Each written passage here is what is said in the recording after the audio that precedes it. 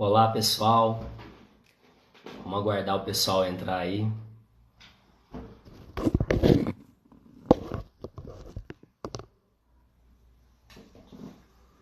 Bom pessoal, tá entrando a maioria das pessoas aí na nossa live de hoje. Vamos abordar aí sobre o tema infarto agudo do miocárdio. Estamos aguardando aí a doutora Andriele, ela entrar aqui com a gente. Muito legal, bacana, o pessoal tá entrando aí. Como o fuso horário é diferente lá em Mato Grosso, né, que é a cidade onde a doutora Andriele reside, a gente vai aguardar um pouquinho ela entrar aí para a gente começar a aprofundar sobre o tema, né, onde a gente vai tentar abordar a inclusão entre a medicina clássica e a medicina germânica, para a gente entender onde essas duas medicinas podem se juntar para realizar realmente um trabalho efetivo, né, para o tratamento das pessoas que já tiveram infarto ou que têm algum sintoma relacionado é, a uma placa de ateroma, alguma pressão alta, alguma situação que possa ter um risco aí desse infarto, né? Mas vai ser bem interessante que no final, do meio para o final, a gente vai começar a aprofundar um pouco mais sobre a parte da medicina germânica, mas inicialmente a gente vai estar aí entendendo um pouquinho, né, sobre a epidemiologia, a definição, como que é o tratamento médico, né, nas pessoas que têm esse sintoma. E legal, o pessoal tá entrando aí. Quem quiser comentar alguma coisa, perguntar, fica à vontade, tá? Bacana. Vamos aguardar a doutora Andriele aí.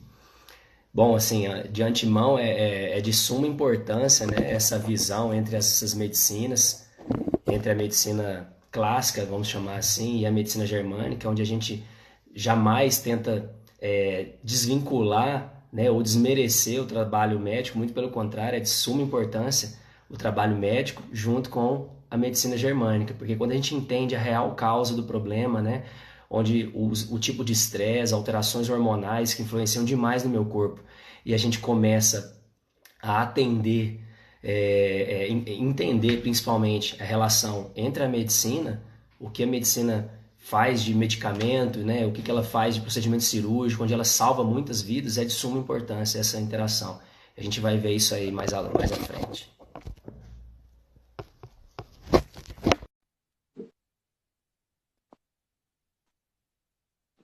Então, estamos aguardando aqui a doutora Andriele. Opa,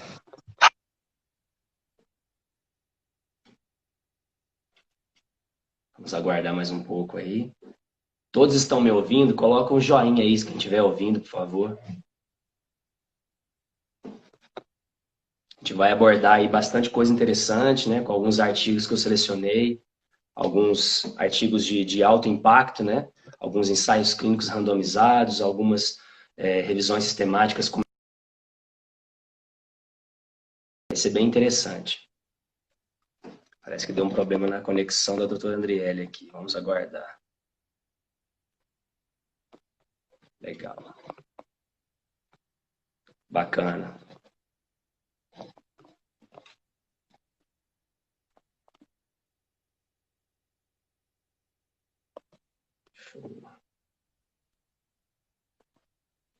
Legal, tá vendo muita gente conhecida aí, alguns amigos, alguns profissionais da área da saúde, alguns pacientes, bem interessante, muito legal.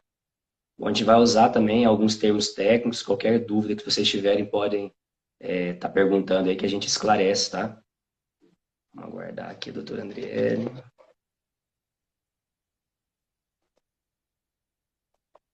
Maurício. Ah, Maurício, você é 10, meu amigo. Aguardar. Ixi, acho que agora vai. Opa! Oi? Olá, Andriele, tudo bom? Olá, boa noite. Legal. Prazer. A quem não me conhece, meu nome é Andriele.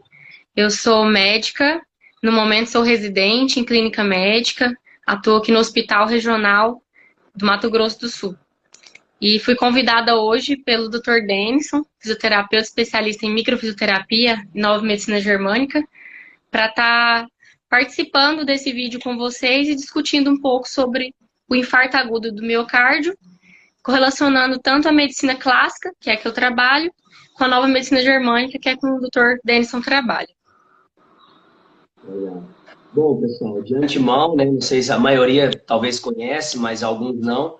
A doutora Andriele é minha irmã, então não teria como eu começar, eu abrir essas lives aqui, né, onde a gente vai estar aprofundando sobre a nova medicina germânica, e não chamar a minha irmã, que é uma pessoa que eu admiro muito, principalmente nessa área médica, da forma com que ela aborda, né, e trata a pessoa, o paciente, como ser humano, como deve ser tratado, e não tudo mais alguma coisa da parte financeira apenas, né? Então, é de suma importância que ela tivesse aceitado esse convite, porque jamais poderia começar sem ser com ela aqui, né?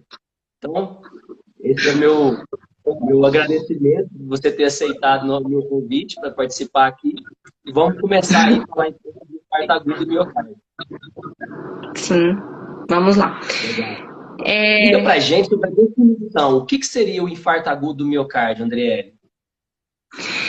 então, pessoal, para começar, o infarto agudo do miocárdio, ele nada mais é do que uma síndrome clínica, né? É uma emergência clínica e ela resulta de uma alteração, uma ruptura ou uma erosão de uma placa aterosclerótica da coronária. Ou seja, com anos, com o tempo, não é uma coisa que aconteceu agora, né? Com o tempo, o pessoal com má alimentação, sedentarismo, falta de exercícios físicos, obesidade, né? Algo que a gente vai ainda comentar, com o tempo ele vai acumulando, depositando placas, né? Depositando gordura. Com essa deposição de gordura, com o tempo vai criando essas placas ateroscleróticas. O que que ocorre? Com o tempo, o que estava depositando essa placa aterosclerótica, ela pode causar uma ruptura ou uma erosão. O que que isso vai fazer? Vai fazer um processo em cascata, né? Que vai reduzir esse fluxo sanguíneo dessa coronária, reduzindo o fluxo sanguíneo, fazendo essa obstrução, vai diminuir esse fluxo de sangue para aquela parte do coração. Ou seja, é como se estivesse entupindo aquele vaso e não iria chegar sangue, não iria chegar oxigênio para aquele local do coração.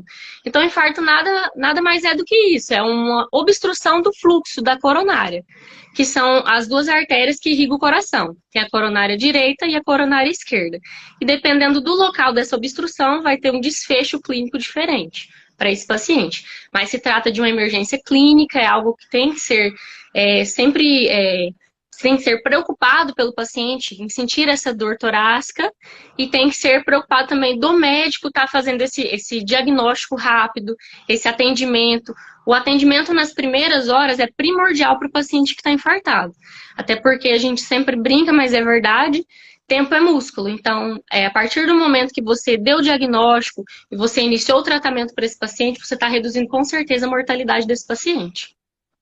Excelente. Falando aí então da mortalidade, né, da morbidade, explica pra gente um pouquinho sobre isso, quais são os fatores de risco, né, que influenciam nessa parte do infarto agudo do miocárdio, né? São as artérias que são entupidas, pelo que eu entendi aí, que são as artérias que irrigam o coração, não é isso? Explica pra gente, doutora. Então, o que que acontece? No infarto agudo do miocárdio, como a gente comentou, ele pode obstruir essas artérias. As artérias são a coronária esquerda e a coronária direita. São os dois vasos que irrigam o coração, certo? O que que vai alterar, né? Que é importante saber. São A internet tá meio ruim. fatores de riscos principais para esse paciente ter um infarto é aquele paciente que é obeso, é aquele paciente sedentário, aquele paciente que fuma. Então, tabagismo, etilismo, todos são fatores de riscos que vai ter uma maior chance de ter infarto e um pior desfecho, certo? Fora isso também o estresse oxidativo, né, o uso de drogas, o próprio estresse, né, mesmo pode ser um fazendo essa oclusão dessa coronária. E, assim, sem o tratamento, a mortalidade pode chegar a 80%. O que é importante é que, se você conseguir dar esse tratamento nas primeiras horas, principalmente nas primeiras 3 horas, você reduz a mortalidade em até 60%. E um paciente que não tem esse tratamento, que demora para procurar atendimento, o médico demora para dar pensar em infarto, né? Ele pode ter mortalidade de até 80% em 24 horas. Então, é algo que deve ser rastreado, né? A gente tem que pensar nesses fatores de risco e tem que pensar também na dor. Por que na dor? Porque não é todo infarto que tem aquela dor típica. A dor típica do infarto é aquela dor que ocorre na região do precórdio, ou seja, uma dor precordial, do lado esquerdo, ou retroesternal. É uma dor forte, é uma dor em aperto, e geralmente ele vai ter uma irradiação para o ombro esquerdo, ou membro superior esquerdo, e para a mandíbula. Essa é a dor característica clássica, ou seja, o paciente teve essa dor em aperto, provavelmente ele vai procurar auxílio médico. Correto? Mas tem outros pacientes que vão ter outros tipos de sintomas, não sendo os típicos, como, por exemplo, uma vertigem, uma síncope, às vezes uma sudorese, até náusea e vômito. Então, quando que eu vou pensar nesses outros sintomas? Aquele paciente idoso vai ter sintomas atípicos, um paciente um paciente diabético, né? E mulheres jovens também têm sintomas atípicos. Então, se você nunca teve sintoma algum e começou com um quadro de síncope, um quadro de vertigem, você tem que procurar auxílio médico, porque você pode estar infartando, principalmente se você for um desses fatores de risco, que é idoso, mulher jovem e diabético. Tá cortando um pouco a internet. Acho que deu para entender. Não sei. Legal. Essa questão de sentir mais o sintoma mais para o lado esquerdo, né? A gente poderia pensar na própria anatomia, que do coração emerge ali a aorta ascendente, né? E dessa aorta ascendente a gente vai ter ali o tronco braquioencefálico, a gente vai ter a carótida comum esquerda e a subclave esquerda. A gente já tem o coração deslocado mais para a esquerda e essas artérias mais deslocadas para o lado esquerdo. E essas artérias que são muito importantes, como por exemplo, a subclávia, que é uma artéria que vai ir para os braços, depois vai formar a axilar, radial, a braquial, a ulnar, né? Que vai ir para o membro superior esquerdo, por exemplo, mas vai para o direito também. A gente vê que tem esse padrão, né? A artéria braquioencefálica sai logo da artéria aorta ascendente e depois que ela vai ramificar as direitas, né? Que seria a artéria comum, carótida comum direita e a subclava comum direita. E aí as carótidas que vão subir, onde a carótida interna vai adentrar no crânio, vai formar o polígono de Willis, irrigar o cérebro, né? E a carótida externa vai irrigar o crânio externamente.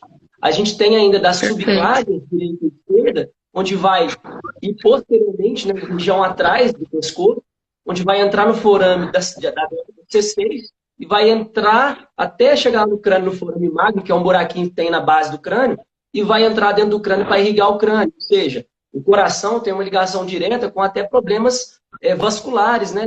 Explica pra gente, doutora, alguma relação tanto do infarto agudo do miocárdio que também pode afetar a parte vascular cerebral, não é isso? Por isso essa explicação que você deu aí sobre o desmaio, né, tontura, esses sintomas. Explica pra gente um pouquinho. Sim, sem dúvida. Então, como o Denis falou aí perfeitamente, a anatomia explica a fisiopatologia desses outros sintomas, né? Então, como tem essa correlação, pode acontecer de um paciente ter síncope, ter vertigem e estar infartando. Eu vi um comentário aí, ó, que o seu Zilmar colocou. Meu sogro é magérrimo e infartou. E teve só vertigem. É isso. Devido à anatomia, devido a essa relação da vascularização, o paciente pode ter outros sintomas. Essa vertigem, essa síncope e algumas alterações como náuseas, como sudorese, né? Então, nem sempre só o paciente vai ter só a dor torácica.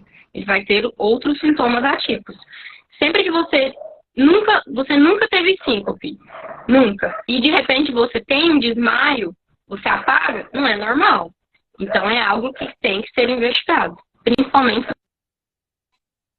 diabético ou se for jovem, mulher jovem. Tá cortando bastante. Doutor André, a internet está cortando bastante. Se você puder voltar no comentário. Oi? Tá todo mundo escutando a doutora André direitinho aí? Eu acho que foi, aqui não Para mim cortou, cortou. não. Ah, então perfeito. Então vamos lá. Bom, então, continuando nesse raciocínio, né, da dor, principalmente mais para o lado esquerdo, pega um pouquinho da mandíbula, né? Quando a gente vai estudar isso na anatomia, a gente, dentro da osteopatia, que são técnicas manuais, que a gente consegue trabalhar esse sistema também, a gente vê que existem nervos que inervam o coração. Por exemplo, o nervo frênico, que ele sai da terceira, da quarta e da quinta vértebra do pescoço. E ele manda ramos para inervar o nervo frênico. E que tem uma ligação direta com o coração, né? Então, um problema no coração poderia gerar o que nós chamamos de segmento facilitado, influenciar nesse nervo, influenciar, por exemplo, nas vértebras, no sistema simpático do coração, que vem da primeira, da segunda, terceira e da quarta vértebra do tórax, que seria aquilo que nós chamamos de cucuruco, né? Naquela lombadinha da coluna. Então, emitem essas ramas para o coração também. Então, as 4 primeiras vértebras da região torácica e C3, C4, C5 emergem fibras para o coração. E, além disso, na base do crânio posterior, uma região do crânio, sai um nervo que é o nervo vago, que também estimula o coração. Alguns desses nervos vão estimular o aumento da frequência cardíaca, outros vai diminuir a frequência cardíaca. Então, a gente vê que a base do crânio, a cervical e a torácica tem uma influência muito grande no coração. Então, a gente consegue trabalhar isso com técnicas manuais, estimular a cervical. Por isso, às vezes, eu posso ter, por exemplo, uma dor na cervical decorrente, às vezes, de um problema que eu tive, de um infarto, de alguma alteração. Eu posso ter, por exemplo, um paciente que já infartou, ele tem alguma aderência devido a um procedimento cirúrgico que ele possa ter feito, ele desenvolveu uma alteração postural, né? Ele tem um encurtamento de alguns músculos aqui, por exemplo. A gente consegue trabalhar isso com técnicas manuais, trabalhar isso com posturologia, fazendo uma avaliação específica e estimulando de uma maneira correta para alinhar essa postura dele, vamos dizer assim. E esse coração, quando ele tem uma alteração postural, quando ele tem limitação de alguns ligamentos, ele já tem um mau funcionamento, porque ele não vai funcionar de uma maneira adequada, né? Então, por exemplo, o coração tem um envoltório que é chamado de pericárdio. E esse pericárdio tem alguns ligamentos, uns cordões, né, doutor Andriele? E esses cordões, eles saem do coração, desse pericárdio, do externo, que é essa parte na frente, vão lá para a região torácica, que é a coluna atrás, e para o músculo da respiração, que é o diafragma. Então, a gente tem o ligamento externo pericárdio superior, o externo inferior, o externo pericárdio inferior. A gente tem o ligamento frênico pericárdio, que sai do diafragma respiratório, vai do coração. E tem o ligamento que sai do coração e contra as vértebras, que é o ligamento vértebro pericárdio. E a gente consegue realizar manobras dos ligamentos e aliviar essas tensões. Muitas vezes o paciente começa a ter uma melhora até mesmo na função do coração. Então, isso é de suma importância para a gente, né, da osteopatia, que estuda essa parte de anatomia, fisiologia, para a gente estimular de uma maneira correta esses pacientes que já tiveram um infarto ou que fizeram algum exame, né, com algum médico, mesmo sendo algo crônico, né, que já tem um risco de infartar por ter ali um pouquinho de entupimento nas artérias, vamos chamar dessa forma para as pessoas entenderem. Não é isso, doutora? Sim. Ó, deixa eu só responder umas perguntas aqui que fizeram que é bem interessantes. A primeira, Caroline Fernandes, ela perguntou, primeiro, como identifico que alguém está tendo um infarto e qual o tempo ideal para socorrer essa pessoa? Como eu disse, o infarto, você vai ver os sintomas, primeiro os sintomas típicos, que é o clássico, né? A dor em aperto do lado esquerdo, né? Aquela dor forte, apertando, que ela irradia para o braço esquerdo e para a mandíbula. É o mais comum, né? Agora, como eu expliquei, outros pacientes, né, idosos, enfim, um desmaio súbito, pode ter uma vertigem, ficar muito tonto, né?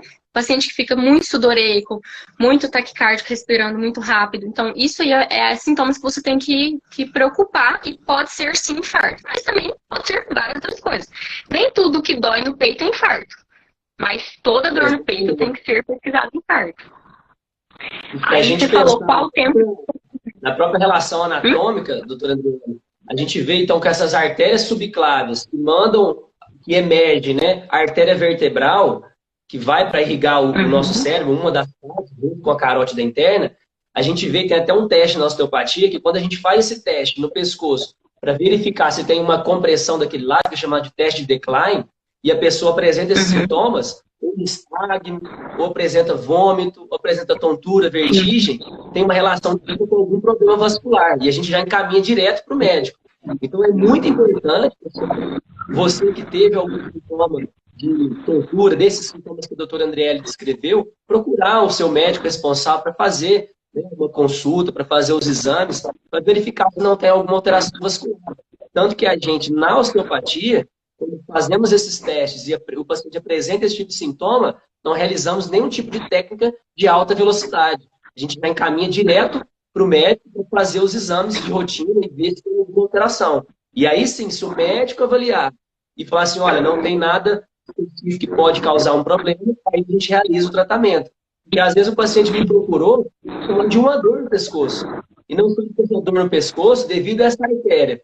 Passar, antes de entrar no crânio, ela passar nos buraquinhos que tem nas vértebras do pescoço, o paciente não sabe disso, é de suma importância, então, entender que o pescoço influencia na vascularização do cérebro. O pescoço tem uma ligação direta com o coração. Então, isso que é importante, a mensagem que a gente poderia deixar aí para o pessoal também. Então, se esses sintomas, procure o médico. Se o médico, né, fazer toda a bateria de exames e ver que não tem nenhuma que possa influenciar na parte cardíaca ou na parte muscular, ele vai encaminhar, né, para o osteopata, para o fisioterapeuta, e vice-versa. O paciente me procurou por causa de uma dor e eu identifiquei isso, encaminhar para o médico, porque sempre trabalhando em conjunto, o resultado é fantástico, não é isso? Sim, sem dúvida. Perguntando aqui a diferença, a dona Maria Machado, qual a diferença entre infarto e AVC?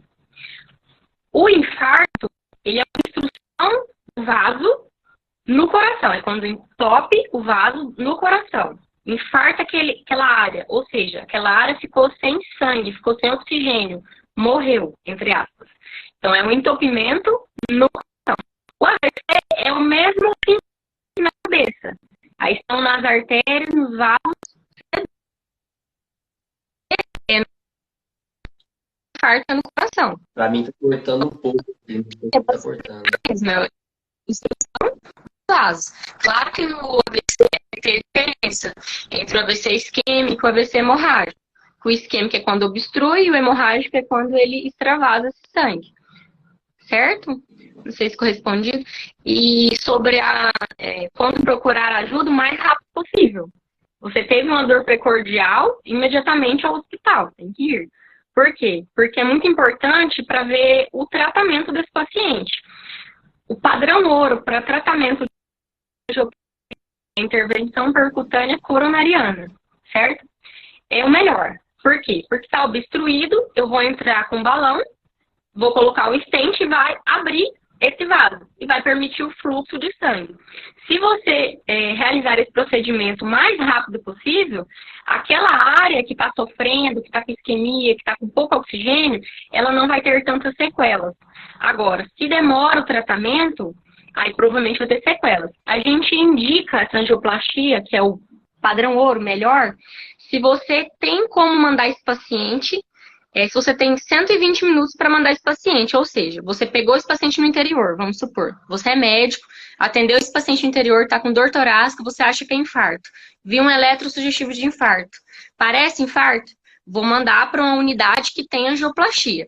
Se esse transporte for menor que 120 minutos do primeiro atendimento que você fez lá, atendeu o paciente, até o momento que ele está com o balão, ou seja, o tempo médico balão, você atendeu e que ele já fez angioplastia menor que 120 minutos, é indicado fazer angioplastia. Não tem, está num lugar muito longe, está longe para mandar para uma referência, aí você vai fazer, vai reverter esse trombo de outra forma, sem ser mecânica, forma química, que já vai ser com a streptokinase, né? Ou a alteplase, certo? Mas o padrão ouro é a angioplastia. O paciente chegou, você tem possibilidade, faz angioplastia, vê onde está obstruído, abre o fluxo, o paciente vai com certeza diminuir muito a mortalidade. Excelente. Bom, então, vou ler um estudo com vocês sobre a mortalidade e a morbidade, que é uma revisão sistemática, tá? Todo mundo que quiser, esses artigos que a gente vai citar aqui, é só me pedir pelo direct, tá? Me manda uma mensagem que eu disponibilizo o artigo para vocês. Bom, esse estudo aqui, em 2017, o que é uma revisão sistemática? Ele fez um compilado de todos os artigos que existiam em algumas bases de dados, como a Embase, a Medline, a PubMed, o Cochrane, é, todos os estudos publicados nos últimos 10 anos, né, ou seja, de 2007 até 2017, e eles evidenciaram 14.440 estudos. Desses estudos, eles excluíram 14.310 com base no título e no resumo, e depois eles submeteram 130 à avaliação completa. No final de tudo, 117 foram excluídos, sobrando apenas 13 artigos, onde eles compilaram toda a informação da mortalidade e da morbidade. E dentro de tudo aí, desse estudo, os resultados, né, foi que os fatores de risco que mais causam, né, ou estão associados com o infarto agudo do miocárdio são diabetes mellitus tipo 2, hipertensão arterial, doença arterial periférica, idade avançada, função renal diminuída, reduzida, históricos de câncer, tabagismo, doença pulmonar obstrutiva crônica, doenças do fígado, né, doenças hepáticas, e o histórico do AVC. Então, por que a gente está falando isso? Nesse estudo, o risco aumentou, nesse último estudo, de 1 para 3 para 3 para 5. Ou seja, aumentou um pouco mais o risco, esses fatores estão influenciando mais. Embora a gente vai ver um pouquinho que na nova medicina germânica, a gente tenta explicar de uma forma um pouco diferente, onde vai ter todos esses sintomas, mas existe uma explicação de um estresse específico que causa, na verdade, o sintoma. Até porque a gente pega um outro estudo, lógico que foi um estudo realizado em ratos, né? Foi um estudo de 97, onde os pesquisadores pegaram e comprimiram essa artéria coronária, ou seja, essa veiazinha que irriga o coração. Eles comprimiram ela totalmente. E eles viram que em 15 minutos depois de ter comprimido essa artéria, eles injetaram um corante para ver aonde que ia chegar essa vascularização, e esse corante já foi observado nessa área isquêmica.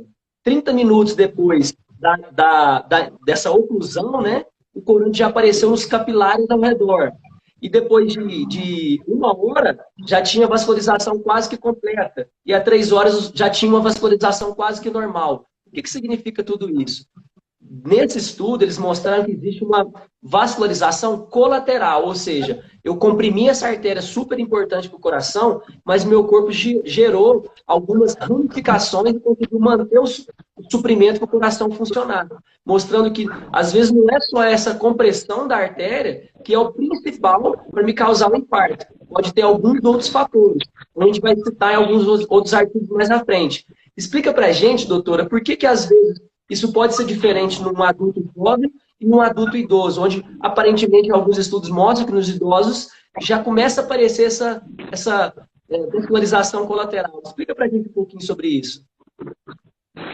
Olha, tem muita diferença nos pacientes idosos e nos pacientes novos do infarto, justamente pelo que você explicou, circulação colateral. Por que a gente vive vendo idoso infartando, passa mal, vai para o hospital, faz amplotia, mas fica bem, e um paciente novo que tem uma morte súbita, teve um infarto e teve uma morte súbita, justamente por isso, porque com o passar dos anos, a gente vai fazendo, o próprio coração, ele vai formando essas circulações colaterais. Não é só essa coronária, e vai criando os vasos menores. Então, o que acontece? Mesmo que eu obstrua, num idoso, um vaso grande, vamos supor, a ramificação principal da coronária esquerda, vamos pegar o ósseo principal, que é uma área grande. A coronária esquerda, ela vai pegar toda a parte anterior do coração, parte de septo e ápice. A coronária é muito importante, inclusive. Então, se eu obstruo o fluxo do ósseo dessa coronária num idoso, às vezes o desfecho não é tão grave. Às vezes ele não morre, pode ser que morra. Mas às vezes não morre por causa dessa circulação colateral. Ainda consegue ir oxigênio nos locais que o coração precisa. Agora, num paciente novo, a gente ainda não teve esse tempo, essa angiogênese, essa formação desses novos vasos. Então, em um paciente novo, se obstrui o fluxo, principalmente de um ósseo da coronária, é quase fatal. É o que a gente chama, às vezes, né, em alguns casos de morte súbita, que são causados por infarto. Então, é bem grave em jovens. Inclusive, eu tive uma amiga que eu creio que tenha sido infarto, que faleceu com 25 anos. Então, é bem complicado. explica pra gente aí como é que funciona quando está no quadro agudo, quando o paciente está tendo esse infarto, como que funciona o tratamento aí dos paramédicos, né, dos médicos no modo geral, o que que você faz com drogas vasoativas para ajudar esse paciente, ou com a Perfeito. técnica de reanimação, explica um pouco pra gente como é que funciona. Então, gente, vamos começar, né? Quando você pega um paciente, vamos dar um exemplo, né? O pai, você,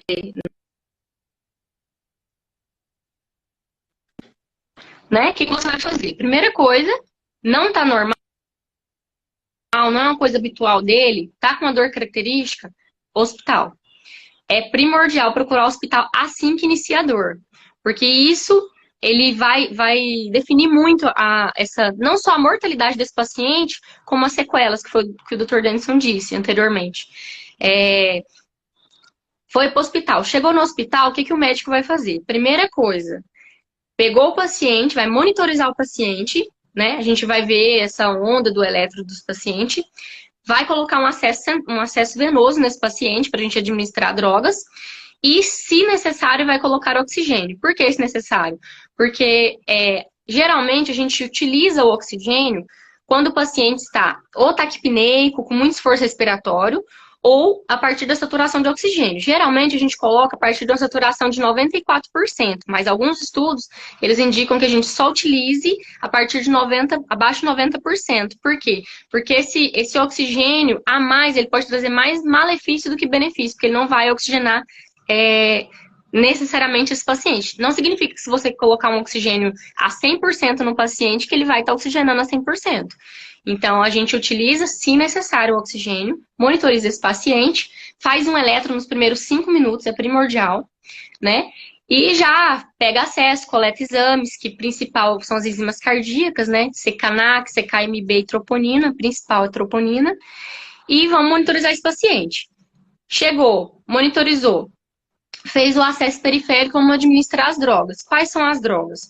A gente usa um mnemônico que chama Monabis, que é o quê? É morfina, né? B, de beta-bloqueador, C, de clopidogrel, H, de heparina e E, de estatina. Certo? Então, assim, chegou o paciente, primeira coisa que você vai fazer de medicação, sempre, AS, clopidogrel. São as duas drogas que diminuem até em 45% a morbidade e mortalidade desse paciente. Então, é primordial você fazer AS clopidogrel na dose de 300 mg de ataque. Isso para todos. Menos se for idoso, acima de 75 anos, você não faz a dose de ataque do clopidogrel, você faz só 75 mg. Fez a medicação. Vou olhar o eletro em relação à dor, né? Por quê? Porque eu não faço morfina e nitrato para todo paciente. Paciente que tem um infarto agudo de ventrículo direito ou de coronária direita, você não deve fazer morfina e nitrato, porque você pode fazer o quê? Você faz uma vasodilatação, você diminui a pré-carga, diminui o débito cardíaco e pode chocar esse paciente. Então, não se faz até se ver o eletro. Por isso que o eletro tem que ser uma das primeiras coisas que você faz na emergência, certo? Viu o eletro, não é infarto de parede inferior que você suspeite de ventrículo direito ou coronária direita, faça sim a morfina, faça o nitrato, nitrato sublingual, certo? E a morfina, você vai aliviar muito a dor desse paciente, certo? Vai deixar ele confortável em relação à dor, porque a própria dor já vai diminuir esse esforço respiratório dele, o oxigênio vai diminuir esse esforço respiratório dele e vai deixar o paciente mais confortável. Nesse meio tempo, você já vai estar colhendo a troponina para ver se ela vai vir positiva ou negativa, certo? No infarto, você tem dois tipos de infarto. Você tem o infarto agudo sem supra e o infarto agudo com supra. O que é isso? No eletro, ele vai ter uma alteraçãozinha na onda. Quando ele sobe a onda, vamos supor, tá aqui o início do eletro, né? Quando ele faz a contração do ventrículo, ele tem que terminar na mesma linha. Se essa linha aqui sobe, a gente fala que teve um supra.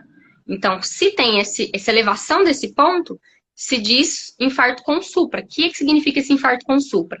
Infarto com supra é um infarto mais grave. Ele é um infarto transmural, ele é um infarto completo. É quando a gente observa a obstrução total desse vaso. Quando obstrui total o vaso, é o infarto com supra. É grave, é transmural e tem um pior desfecho. O que é o infarto agudo sem supra? É quando não tem essa alteração no eletro, certo? Mas tem uma troponina positiva. Então, é um infarto, porque a troponina veio positiva, mas no eletro não deu alterado. E no vaso, a gente vê repercussão, que é o quê? É uma obstrução parcial, não uma obstrução total. Ou seja, não tem um acometimento transmural do coração. Com certeza, o desfecho é bem melhor. Ou, para não falar tão ruim, né? Porque todo infarto é ruim. Porque tá sem oxigênio naquele local do músculo, você tá perdendo o músculo a cada tempo que você não tá fazendo o tratamento adequado, né? E se torna grave. Fez as medidas principais, fez as medicações, deu o diagnóstico de infarto. O que eu vou fazer? O tratamento definitivo, que é o quê? Ou eu vou fazer a fibrinólise, né? Que é quando a gente faz com streptokinase, que é a parte química, a gente vai dar um remédio, fazer uma medicação para desobstruir esse vaso, quimicamente. Ou a gente vai fazer o padrão ouro, que é a angioplastia, que é entrar com um balãozinho onde está fechado, abrir esse vaso e colocar o stent e manter esse fluxo sanguíneo. Esse é o padrão ouro. O tratamento é a estabilização clínica desse paciente, manter o paciente estável, dar esse diagnóstico e fazer o tratamento definitivo. Ou fibrinólise ou angioplastia. Preferência para angioplastia se você tem um tempo paciente balão, médico balão, menor que 120 minutos. Da admissão desse paciente até ele dentro da sala angioplastado. Perfeito, excelente. Bom, pessoal, antes de complementar isso daí com o estresse específico que poderia ter causado o paciente entrar nesse quadro de infarto agudo do miocárdio, eu gostaria de explicar para vocês um pouquinho sobre alguns estudos, né, que tem em relação à reabilitação depois que o paciente teve infarto agudo do miocárdio. Então, tem vários estudos aí que citam, né, essa parte da reabilitação cardiopulmonar. Eu vou citar um aqui que foi um ensaio clínico randomizado, publicado em 2016, onde o padrão do tratamento, normalmente você faz uma avaliação desses pacientes, né? Toda uma bateria de exames com ecografia, com ecocardiografia, com todos os exercícios cardiopulmonares, com avaliações antropométricas, exames de sangue, avaliações clínicas, como nesse exame. Você coloca o paciente para fazer um tipo de exercício físico, começa com o aquecimento, depois você faz exercícios nesse caso aqui, de 50 minutos de treinamento aeróbico e resistência, e depois você termina com esfriamento. Onde nesse tempo de treinamento, normalmente você treina, se o seu batimento em repouso, o máximo do seu batimento, na verdade, ele é 100 batimentos, um exemplo, um paciente que já teve um infarto, por exemplo, só chega até 100, só um exemplo. Eu vou treinar esse paciente iniciando com 70% até chegar a 85% da capacidade máxima dele. Ou seja, eu começo a estimular o coração dele a voltar a essa função. Isso a gente usa muito na fisioterapia cardiopulmonar, tá? Já na osteopatia, não, a gente vai fazer aquele trabalho que eu expliquei para vocês, trabalhando o mediastino, trabalhando a coluna, trabalhando esses ligamentos relacionados ao pericárdio, trabalhando a cervical, os nervos, trabalhando o crânio, uma série de avaliações posturais para a gente conseguir melhorar a função do coração no pós-cirúrgico. Mas o que a gente conseguiria, então, complementar, né? Quais foram os estudos do Dr. Hammer, que é o que acrescenta aí nessa parte que a doutora acabou de explicar, sobre o estresse específico que causa, né, o infarto agudo do miocárdio. Para entender isso, a gente tem que entender um pouquinho das leis da natureza, as leis biológicas que o Dr. Hammer estudou. Ele viu o seguinte: quando você vive uma coisa inesperada, uma coisa dramática, você ativa o seu cérebro, ativa o órgão e tem uma psique, que seria uma parte da sua percepção de alguma coisa. Então, no caso do conflito biológico que está associado ao infarto agudo do miocárdio, principalmente as coronárias, ele está associado a uma perda de território, onde a pessoa precisa reconquistar o território perdido. E quando eu afeto as artérias coronárias, quando eu estou vivendo o estresse de perder o território, o que é isso, perder o território? Pode ser, por exemplo, uma empresa que eu, agora nesse momento, por conta, por exemplo, do coronavírus, dessa quarentena, eu tive que fechar a minha empresa e eu estou tendo uma perda de território, eu estou perdendo parte financeira, eu tive que mandar um monte de gente embora. Isso é uma perda de território. Outra perda de território. Eu sou traído pela minha esposa, isso é uma perda de território, eu me separo dela. Eu posso interpretar isso como uma perda de território. Onde, às vezes, outro exemplo. Eu tenho uma namorada, convido ela para casar comigo e ela não aceita. E aí eu fiquei falando assim, olha, eu gostaria muito de ter filhos, eu quero casar contigo, e ela não quer, porque fala que não quer ter filho, por exemplo. E aí logo em seguida eu encontro ela com um outro rapaz, está grávida e vai casar. Isso é uma perda de território. E eu posso começar a buscar na minha vida reconquistar outras mulheres para tentar substituir aquela perda. Porque eu não fiz essa associação na minha psique. Eu não consigo entender, assimilar que isso pode fazer eu chegar até entupir as minhas artérias. E no momento desse estresse, a gente fala que já é a segunda lei da lei biológica, né, que é a lei básica das doenças, o Dr. Hammer explicou que no momento do estresse, eu ativo algumas coisas, como liberações hormonais, por exemplo, e eu começo a ter, no caso das artérias coronárias, uma ulceração. Eu tento como se eu estivesse fazendo pequenos buracos na artéria para ela aumentar a capacidade de passar sangue ali. E o objetivo desse ulceração é aumentar sangue para o coração e eu conseguir recuperar o território que eu perdi. Porque se eu ter mais força no coração, eu vou ter mais força para lutar para reconquistar esse território perdido. E nesse momento, dessa ulceração, o único sintoma que o paciente pode ter é uma angina, que é uma dor no peito, umas pontadas. Mas dificilmente vai ter um sintoma muito agudo. No entanto, quando eu começo a resolver, por exemplo, no exemplo que eu dei da empresa, eu perdi a minha empresa e agora eu reconquisto essa empresa, eu entro na fase de solução biológica. Eu quebro esse conflito. Eu entro no que nós chamamos na fase exudativa, na fase PCLA. É uma fase de inflamação. Então, se naquela fase eu estava vivendo, na fase ativa, eu estava vivendo o estresse de perda de território, perdi a minha empresa, perdi a minha esposa, e eu tive que fazer buracos para aumentar a luz do vaso, né? Para tirar esse endotélio e eu conseguir aumentar o espaço para passar mais sangue para o coração e eu ter mais força para reconquistar esse território, agora eu preciso reepitelizar. Eu preciso formar, então, esse endotélio novamente. Eu preciso inflamar aquilo ali. E nesse momento, eu posso inflamar tanto e podendo causar obstruções graves no paciente. Mas o Dr. Hammer viu ainda que não era nesse ponto específico que causava o infarto. E olha que engraçado, nessa fase inflamatória, o que vai tampar esses tecidos é o colesterol, é a gordura.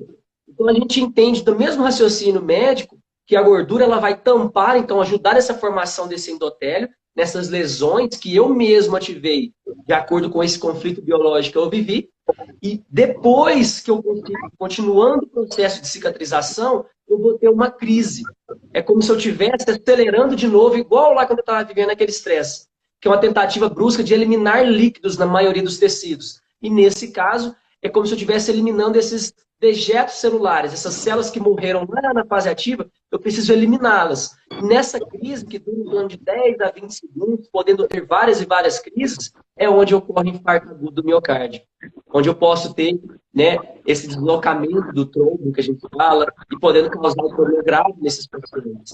E depois, se a pessoa viveu um problema pequeno, ou seja, eu perdi uma empresa, mas era algo que não influenciava tanto na minha vida, o meu conflito vai ser pequeno também. Então, as lesões que eu fiz lá no fase ativo, quando eu estava vivendo o estresse, foram pequenas. Então, a minha solução vai ser pequena, e na hora que eu terminar o processo de cicatrização, que vai ter a formação dessa placa de ateroma, vai ter a parte aterosclerótica ali.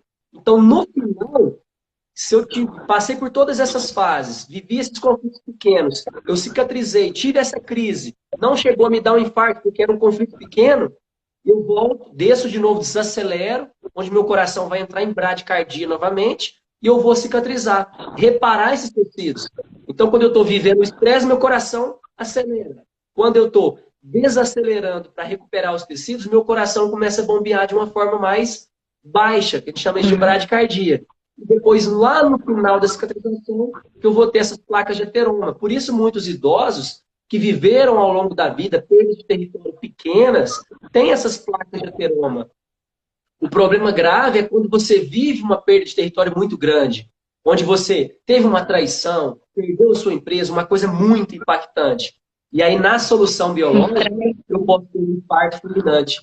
E aí é onde é de suma importância o atendimento dos paramédicos, dos bombeiros, dos médicos, como a doutora explicou, com as drogas vasoativas, todas essa parte de colocar o stand para ajudar o paciente. Então, a gente não é contra a medicina alopática, muito pelo contrário.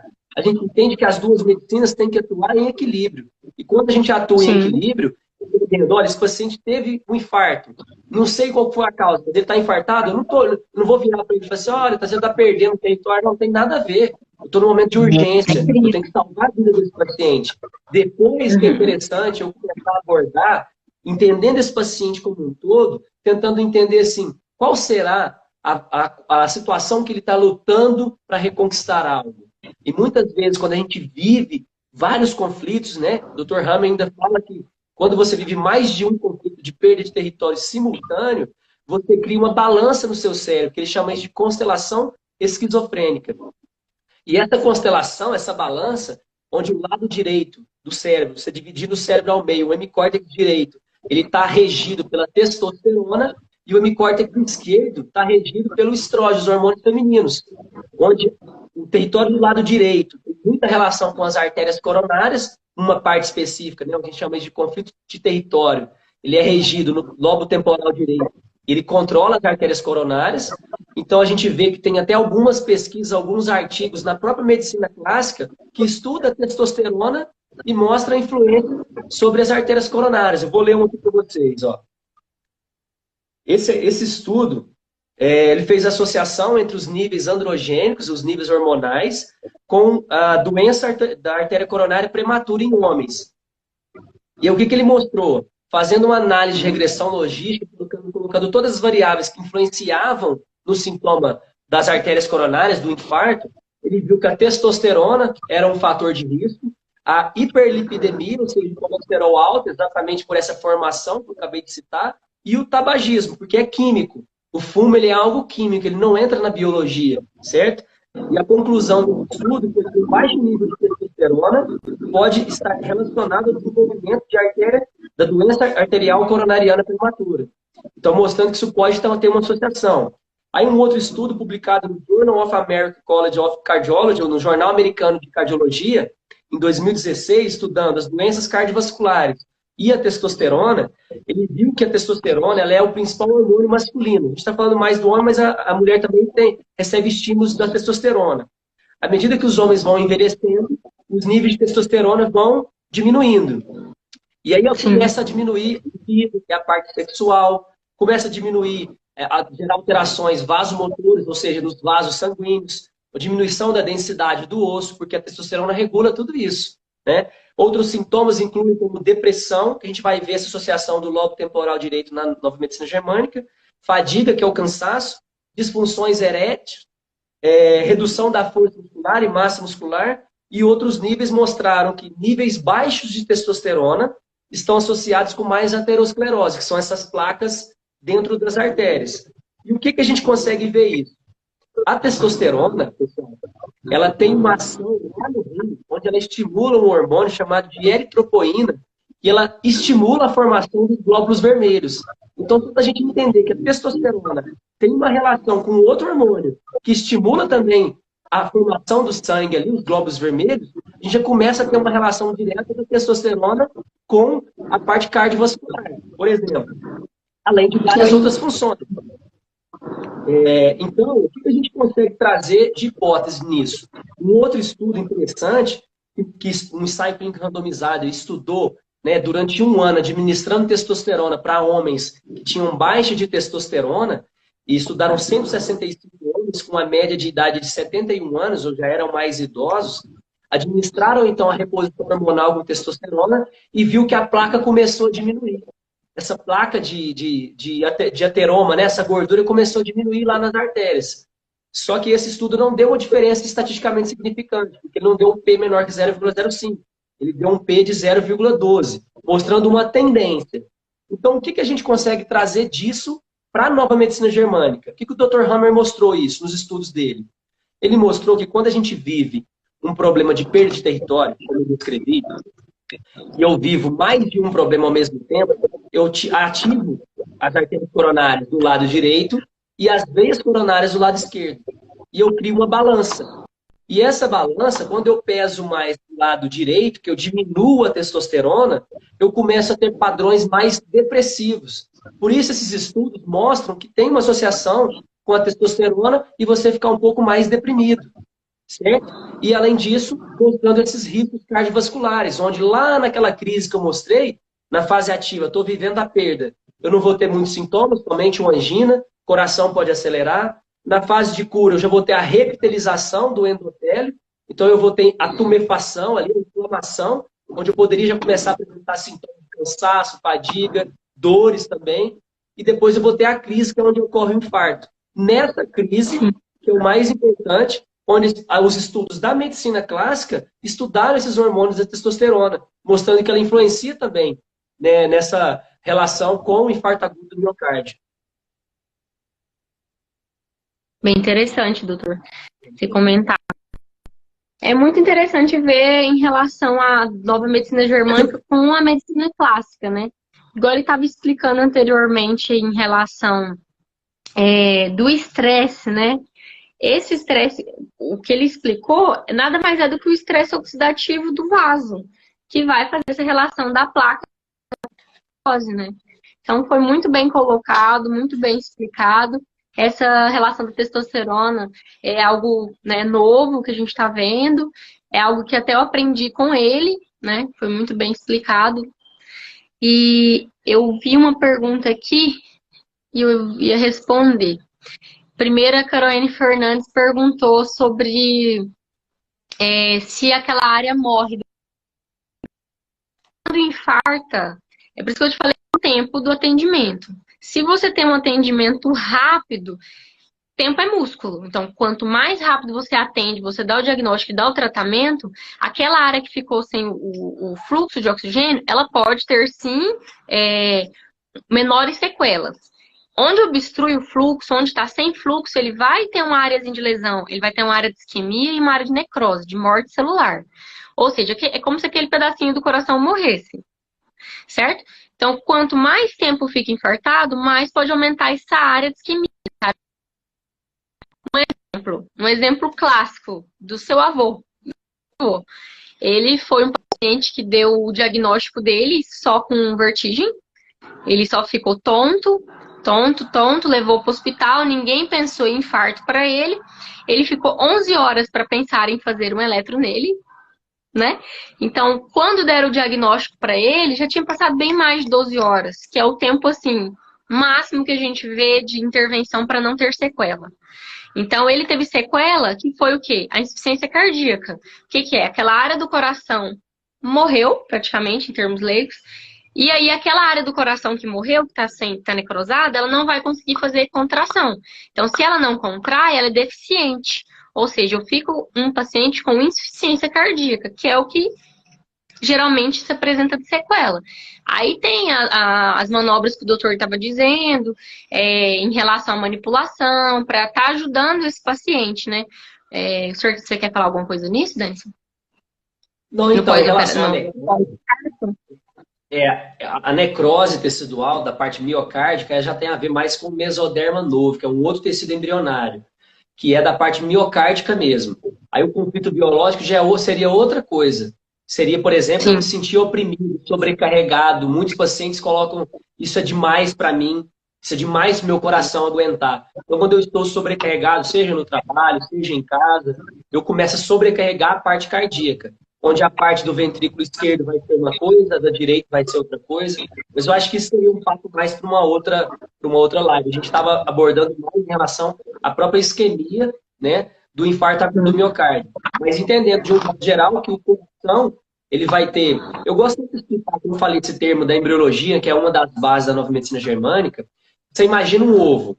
Eu vou ter a casca do ovo, que é o ectoderma, é um tecido embrionário. E ele vai formar esse tecido das artérias que eu acabei de citar, que seria das artérias coronárias, por exemplo. E tanto esse quanto o mesoderma novo, que seria a clara do ovo, eles vão ulcerar na fase ativa. Eles vão fazer pequenos buracos na fase ativa, onde pode ter a necrose lá no músculo, do músculo cardíaco. Certo? E tem uma função. O sentido biológico de você ter uma necrose no coração, quando eu estou vivendo essa sobrecarga, é forçar o indivíduo a parar. Porque ele está sobrecarregado, às vezes, no trabalho, sobrecarregado em alguma coisa que ele está fazendo, e o objetivo é causar um infarto para ele parar. Esse é o sentido biológico, de um modo bem resumido. Mas a gente pode abordar isso numa próxima live aí, Mas, assim, agradeço imensamente a sua, né, disponibilidade para vir aqui explicar de uma forma, é, uma maestria muito grande, explicar toda essa parte de atuação na urgência e emergência, como que você aborda o paciente. Eu acredito que as pessoas que participaram da live obtiveram várias informações interessantes, entender que as duas medicinas atuam em conjunto, e quanto mais isso ocorrer, mais efetividade para o nosso paciente, para o nosso cliente, né? E eu queria citar, né, para finalizar aqui, um grande filósofo, que na verdade é o nosso pai, o Gilmar, que ele falou que a gente sempre na vida tem que ter o equilíbrio, a gente tem que buscar essa resiliência, né?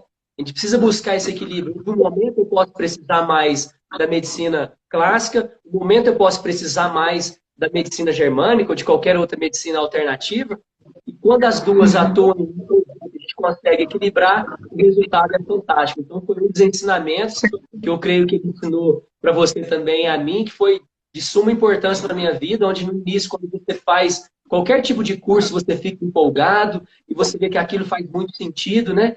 E você começa a aplicar e você tenta convencer as pessoas, querer converter. E o objetivo não é converter as pessoas, jamais converter as pessoas. É entender que a gente consegue atuar junto em prol do paciente, em prol dos seus familiares, em prol da sua vida. E eu agradeço imensamente ter conhecido essa medicina germânica, porque é uma coisa que eu pratico na minha vida no momento que eu acordo, no momento que eu vou dormir. Não é exatamente uma técnica, é uma filosofia onde eu consigo entender o problema, e se eu entendo o problema, eu consigo, às vezes, resolver esse problema. Então, não é uma técnica que eu vou só te falar, isso é um conflito de perda de território. Não é isso. Você tem, às vezes, que resolver essa perda de território, entender e tentar reconquistar esse território, porque aí sim você consegue resolver.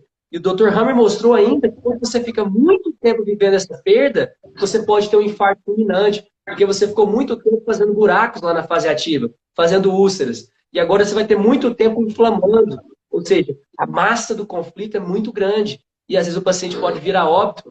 Às vezes, a grande maioria não vem a óbito, porque tem a atuação do médico de uma forma surpreendente, né, fabulosa, e consegue salvar as vidas dessas pessoas e indicar um tratamento medicamentoso para equilibrar isso. E se conseguisse ter essa interação de indicar um tratamento para descobrir a causa, se é um estresse, se é algum outro fator, como o tabaco, por exemplo, é de suma importância. Então, queria agradecer a sua disponibilidade, doutora Andriele. Foi um prazer estar aqui discutindo essa parte do infarto agudo do miocárdio contigo. E se você quiser comentar alguma coisa aí. Só para finalizar, igual o Denison disse, né? O atendimento do paciente, ele é multidisciplinar. Então, ele vai desde o técnico de enfermagem até o fisioterapeuta, o médico. Gente, a reabilitação pós-infarto também é muito importante, esse acompanhamento com o cardiologista. Enfim, é uma equipe multidisciplinar para tentar tirar o paciente daquela urgência. Então, a nossa intenção aqui é que o paciente fique bem. Então, não é cada um com a sua área, todos trabalhando na sua área, mas em prol do paciente, que foi o que o Denison disse. Não sei se eu consegui responder todas as perguntas sobre em relação à obesidade que perguntaram aí, Caroline, porque em relação à obesidade, quando você tem maior depósito de gordura abdominal, isso predispõe, né, uma maior predisposição a ter diabetes, a ter aumento da resistência insulínica. Então, a obesidade é um fator de risco iminente para infarto, por tudo que a gente explicou sobre a formação de placas de ateroma, enfim. Prevenção, não ser sedentário, tudo que a gente já sabe, né? Não ser sedentário, comer bem, praticar exercícios físicos e trabalhar a mente, trabalhar os conflitos, que é o que a gente fez essa live para tentar correlacionar a medicina clássica com a medicina nova germânica, né?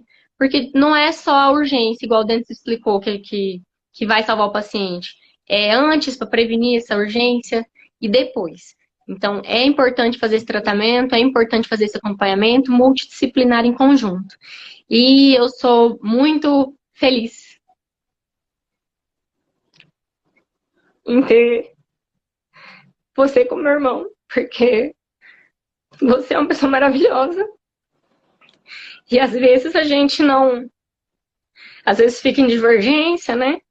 Só que a gente tá aí para isso, a gente tem que discutir, tem que chegar num ideal comum, que é para ajudar o paciente.